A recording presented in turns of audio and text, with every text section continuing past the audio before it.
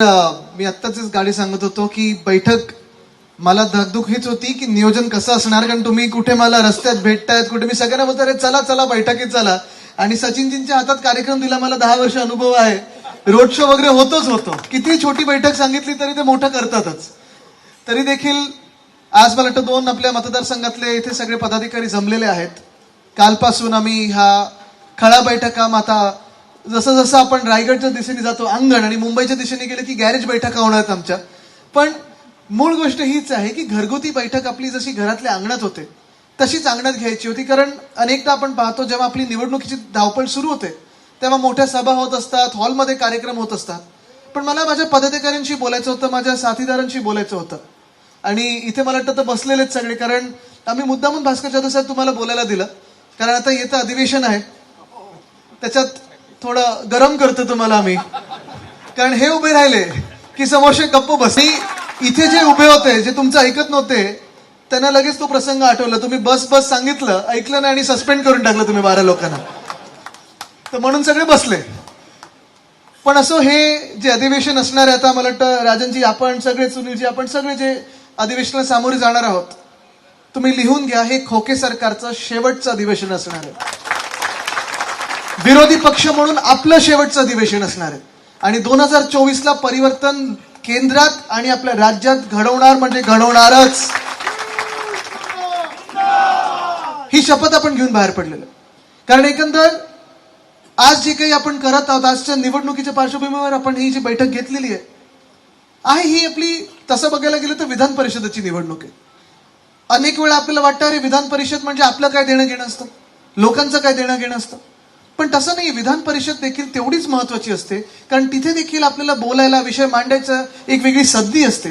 आणि जर आपल्या गेल्या 1.5 वर्षात जर पाहिलं तर जास्तीत जास्ती म्हणजे खालती आम्ही तर लढतच असतो, पण आमच्याकडे लक्ष खालती दिलं नाही. आता द्यायला लागतं अध्यक्ष महोदयानं, कारण आपण पण त्यांना बरोबर टोकावर धरलेलं आहे. तरी वरच्या हाऊसमध्ये सुनील शिंदे साहेब आहेत, अनेक लोक आहेत जे तिथे बरोबर उचित प्रश्न विचारतात आणि अनेक घोटाळे आपण पडदा फाडून लोकांसमोर आणलेले आहेत. पण ही जी निवडणूक आहे ही खास करून महत्वाची ठरते. मुंबई पदवीधर निवडणूक जी आहे ती आपल्याला माहिती आहे, अनेक वर्ष आपण लढत आलेलो, जिंकत आलेलो. मला वाटतं गेले 5-6 वेळा आपण जिंकलेलं, 18 की आता 24 वर्ष होतील पूर्ण, ती निवडणूक आपण जिंकत असतो.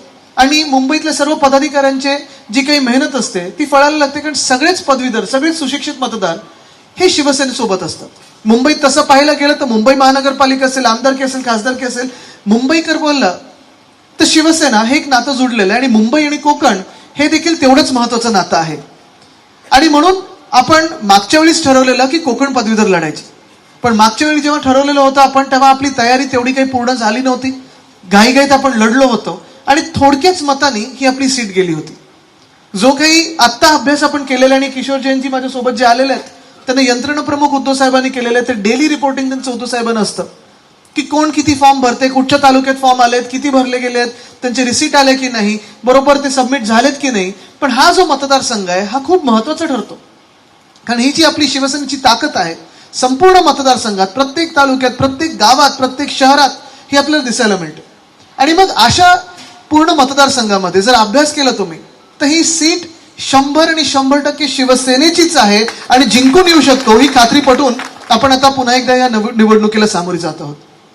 तसं पाहायला गेलं तर ह्याच्यात नक्की कोण कोण मतदान करू शकतं. इथे सेनेटसाठी किती लोकांनी केले, मुंबई युनिव्हर्सिटीच्या सेनेटसाठी काम, नोंदणीचं तुम्ही केलं ना सगळ्या पदाधिकाऱ्यांनी.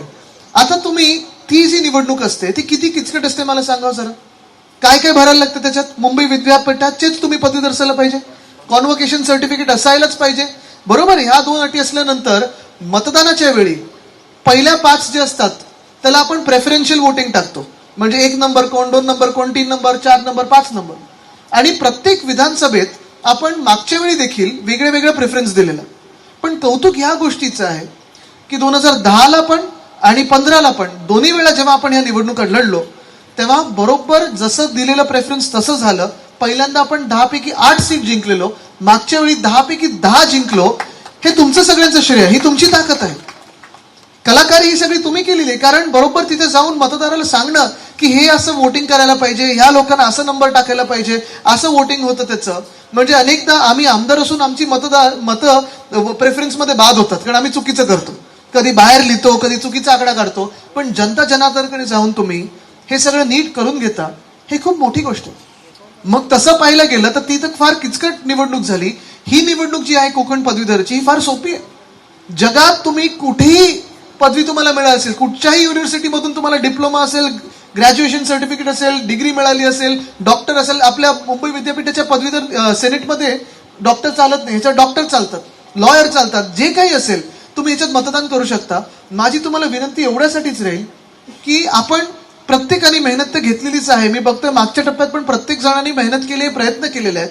पण कालपासून जो टप्पा सुरू झालाय तो 9 डिसेंबरपर्यंत, आणि ह्या टप्प्यामध्ये जर आपण पाहायला गेलं तर हा टप्पा फार महत्वाचा राहतो. कारण जी गरुड झेप आपल्याला घ्यायची आहे ती आपण ह्या टप्प्यात घेऊ शकतो. ज्यांनी 500 फॉर्म भरलेले आहेत त्यांनी 1000 पर्यंत कसे पोचाल ह्याचा विचार करा, कारण त्याच्यात तुमची ती क्षमता दिसते. ज्यांनी 300 भरले असतील ते 400 पर्यंत कसे पोचतात तो विचार करा. ज्यांनी 50 भरले असतील, खोके नाही फॉर्म, त्यांनी 100 पर्यंत भरायचा प्रयत्न करा. आणि ज्यांनी अजून 0 भरले असतील त्यांनी थोडा विचार करायला पाहिजे की पदाधिकारी म्हणून आपण स्वतःचा फॉर्म भरू शकत नाही. आपल्या घरात कोण ना कोण पदवीधर असतं त्याचा फॉर्म भरू शकलो नाही आपण. आजूबाजूच्या वस्त्यांमध्ये, आजूबाजूच्या पाड्यांवर, आजूबाजूच्या वाड्यांवर आपण गेलो नाही. हा विचार जर केला तर आपल्या घरात, आपल्या व्हॉट्सअपच्या लिस्टमध्ये, फेसबुकच्या लिस्टमध्ये, इथे व्हॉट्सअप किती लोकांकडे? 100% लोकांकडे आहे ना. असं कोण आहे का व्हॉट्सअप नाही कोणाकडे? फेसबुकवर किती लोक आहेत? सगळेच ना. त्याच्यात तुम्ही पहा की तुम्हाला कोण त्याच्यात पदवीधर वाटतं. आणि जर पदवीधर वाटत असेल आणि आपलाच मतदार असला तर दुसऱ्यांचं करू नका. नाहीतर तुम्ही मला, आम्ही घेऊन गेलो साहेब त्यांना मतदानाला, बस भरून घेऊन गेलो, पण त्यांनी दुसऱ्यांना मतदान केलं, असं नको. आपल्याला आपले जे हमखास मतदार असतील, जे तुमच्या ओळखीतले असतील, त्यांची नोंदणी करून घेणं गरजेचं आहे. कारण आज तुम्ही बघा देशभरात जे वातावरण आहे, महाराष्ट्रात जे वातावरण आहे, उद्धव साहेबांबद्दल एक वेगळी क्रेज आहे, आकर्षण आहे, एक वेगळं काय सांगू शकतो, आवड निर्माण झालेली आहे की तुम्ही काम कसं केलं. पण हे सगळं होत असताना जे वातावरण आहे ते 100% आपलं सरकार येणार म्हणजे येणार असं वातावरण सगळीकडे बनलेलं आहे. आपलं बहुमत येणारच.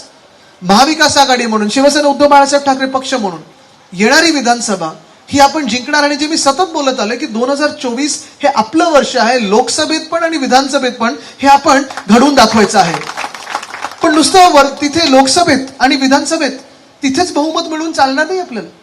आपल्याला जशी राज्यसभा महत्वाची आहे तसं विधान परिषदेतली देखील प्रत्येक सीट महत्वाची आहे.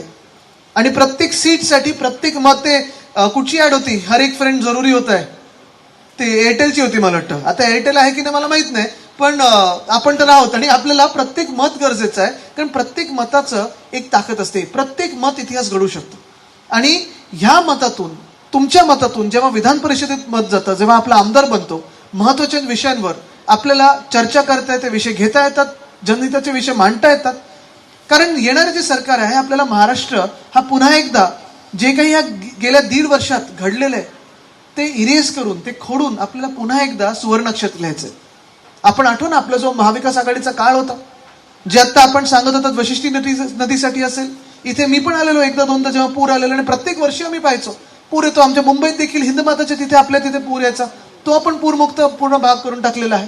पण जसं हे नैसर्गिक जी आपत्ती येतात, मला आठवतं जेव्हा जेव्हा मी आत्ता गेल्या काही वर्षांमध्ये, आणि खास करून गेल्या 1-1.5 वर्षांमध्ये मराठवाडा असेल, विदर्भ असेल, उत्तर महाराष्ट्र असेल, दौरे केलेले आहेत, शेतकरी संवाद साधलेला आहे.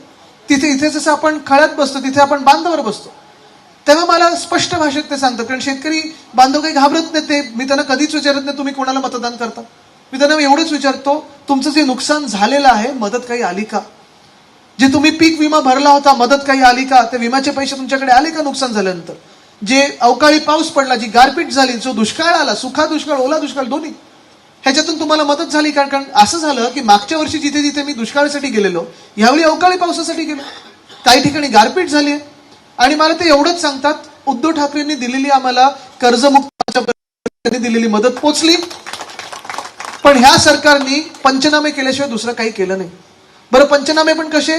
काही ठिकाणी सांगतात जिओ टॅगिंग करा, 24 तासात आम्हाला फोटो पाठवा, अमुक करा, तमुक करा. जिथे नेटवर्क नाहीये साधं फोनला, तुम्ही त्यांच्याकडून काय अपेक्षा करता? पण एक पहा, तुम्ही कृषी क्षेत्र कोलमडलेलं आहे. काल पण मी ऐकत होतो, जे बागायतदार आहेत त्यांना पण विम्याचे पैसे अजून मिळालेले नाहीत वाटतं तळ कोकणात. ही अशी परिस्थिती जर आपल्या महाराष्ट्राची असेल तर उद्या शेतीत पुढची पिढी कोण टाकणार? जेव्हा प्रश्न, बरं शेतीत नाही कोणाला पुढे यायचंय तर मग सहसा जाणार कुठे? शहराकडे. शहराकडे गेल्यानंतर साधी गोष्ट आहे, शिक्षण झाल्यानंतर तुम्हाला रोजगार तर हातात पाहिजे, काहीतरी नोकरी पाहिजे. पण गेल्या 1.5 वर्षामध्ये मला वाटतं ह्याच पट्ट्यात पुढे जे उद्योग मंत्री आहेत, तुम्ही मला सांगा एकही उद्योग नवा महाराष्ट्रात आलाय का? एक सुद्धा एफडीआय म्हणजे फॉरेन डायरेक्ट इन्व्हेस्टमेंट आली आहे का? डॅव्होसला 24 तासात त्यांनी 40 कोटीची उधळपट्टी केली, पण एक सुद्धा नवा उद्योग आपल्या राज्यात आला नाही. जे होते ते पलीकडे गेले. वेदांत फॉक्सकॉन गेला गुजरातला, एअरबस टाटा गेले गुजरातला, medical device park Gujarat, bulk drug park Gujarat, world कपची फायनल पण गुजरातला नेली त्यांनी. त्यांच्या स्वतःच्या मतदारसंघातली जेके फाईल कंपनी बंद झाली, भारती शिपयार्ड कंपनी बंद झाली, बरोबर आहे की नाही? हे मला त्यांनी काल सांगितलं. आणि काल मी रत्नागिरीत विचारलं रस्ते का खराब आहेत, म्हणजे साहेब डांबर कुठेतरी गायब झालेलं आहे. तो मला अजून काही प्रकार कळला नाहीये, पण आता समजून घेतोय थोडं थोडं. पण हे सगळी जी परिस्थिती आहे ही आपल्याला बदलणं गरजेचं आहे. ही परिस्थिती बदलणं गरजेचं आहे. तुम्ही आता बघा एमपीएससी जे कोणी देतात, आंदोलनं करायला लागतात तरी पोस्टिंग मिळत नाही. एसपी साठी असेल, कलेक्टरसाठी असेल, म्युन्सिपल कमिशनरसाठी असेल, पदांसाठी आता पैसे मागायला लागलेले हे लोक. हे खोके सरकार तुम्हाला सांगतो, हे 31 डिसेंबरचं शेवटची तारीख आहे. त्याच्यानंतर हे कोसळल्यानंतर जे जबाबदार सरकार आपल्याला बनवायचं, जे महाराष्ट्रप्रेमी सरकार आहे, महाराष्ट्राच्या जनतेचं सरकार आहे, तुमचं आमचं आपलं सरकार आहे, ते सरकार आपल्याला असं मजबूत करायचं आहे की लोकसभेत तर आहेच, पण विधानसभेत आणि विधान परिषदेत देखील आपल्याला आपले आमदार निवडून आणायचे. आणि म्हणून जास्ती वेळ न घेता मी पुन्हा एकदा आपल्या सर्वांना विनंती करीन, कारण आपण जशी आज ही बैठक घेतली तशी पुढची बैठक 9-10 तारखेला जेव्हा हा टप्पा संपेल तेव्हा एक पुन्हा एकदा पदाधिकाऱ्यांचा आढावा बैठक घेऊ आणि प्रत्येकाकडून जरा अंदाज घेऊ शकू की किती फॉर्म भरले, कारण मतदानाच्या दिवशी त्यांची परत जबाबदारी असेल त्यांना उतरवायची. मी आज आपल्याकडे आलो, मातोश्री तर आपलं सर्वांचंच घर आहे आणि मातोश्रीला ती बैठक असेल, पण मी विनंती करीन पुन्हा एकदा की पुढचे 10 दिवस पूर्णपणे फोकस करून, पूर्णपणे जोर लावून आपल्याला ही नोंदणी जास्तीत जास्ती करून घ्यायची, कारण आपला आमदार आपल्याला पक्का करून घ्यायचा. धन्यवाद. जय हिंद, जय महाराष्ट्र, वंदे मातरम.